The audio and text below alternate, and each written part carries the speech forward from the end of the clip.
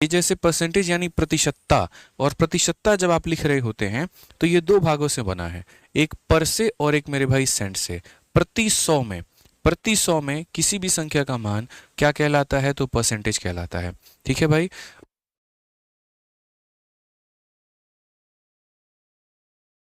तो प्रति सौ में किसी भी संख्या का मान क्या कहलाता है, तो परसेंटेज कहलाता है। परसेंटेज को जो अगर हम डिनोट करते हैं तो वो मेरे भाई उसका ये चिन्ह होता है, जिसकी वैल्यू यहाँ पर क्या होती है, तो 1 अपॉन में 100 होती है। कितनी होती है मेरे भाई, तो 1 अपॉन में 100 होती है। ठीक है। बेसिकली अगर मैं बात करूं यहाँ पर, मान लो कि 4 लोग हैं और 4 लोगों में अगर एक भाई का शेयर पूछा जाए तो वो कितना होगा। तो अगर हम बात करते हैं तो बोलेंगे सर देखिए 4 लोगों में एक लोगों का शेयर, तो ये हमारा कितना हो जाएगा, तो यहाँ पर 4 नीचे रहेगा, एक ऊपर रहेगा, और परसेंटेज में बदलने के लिए क्या करेंगे, तो इंटू 100 करेंगे। ठीक है।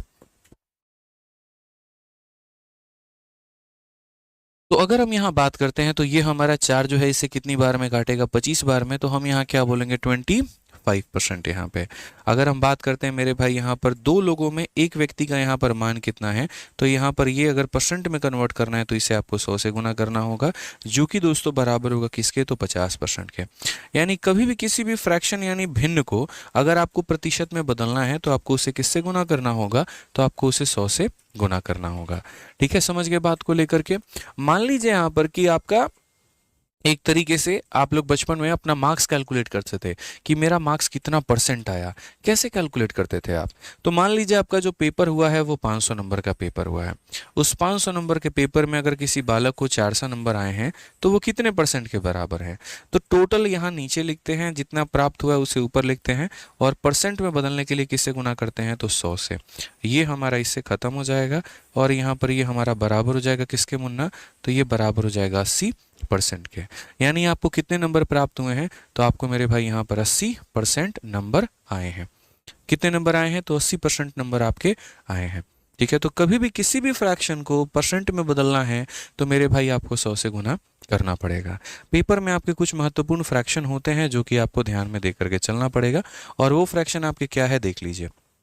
जैसे मान लीजिए 1/1 है, मुझे इसे किस में बदलना है, परसेंट में बदलना है। मैं किससे गुना करूंगा मेरे भाई, तो 100 से, ताकि ये कितना बन जाएगा, तो बोलोगे सर ये 100%। 1/2 है, मैं इससे किससे गुना करूंगा मेरे भाई, 100 से, तो अगर आप यहाँ देखेंगे तो 2 इसे काटेगा कितनी बार में, 50 बार में, तो ये हो जाएगा 50%। 1/3 को अगर हम 100 से गुना करेंगे तो ये हमारा दोस्तों आ जाएगा 100/3। ठीक है भाई यहाँ पर। अब ये 100/3 आ गया तो ये क्या ऐसे रहेगा, कभी नहीं, इसको डिवाइड करो। तो जैसे मानो 3 जो है वो 10 को डिवाइड करेगा कितनी बार में, 3 बार में। ठीक है, 9 हो गया, फिर एक मेरे भाई 10 बन गया। ठीक है, फिर उसके बाद 3 इसे कितनी बार में डिवाइड करेगा, 3 बार में डिवाइड करेगा। कितना बच गया मेरे भाई, तो 1 बच गया। जितना बच गया उतना ऊपर और बट्टे में यहाँ नीचे, ये हमारा परसेंट हो जाएगा। ठीक है, हो रहा है क्लास।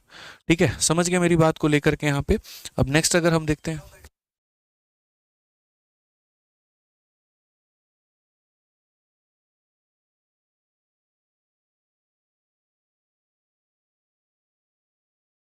ठीक ठीक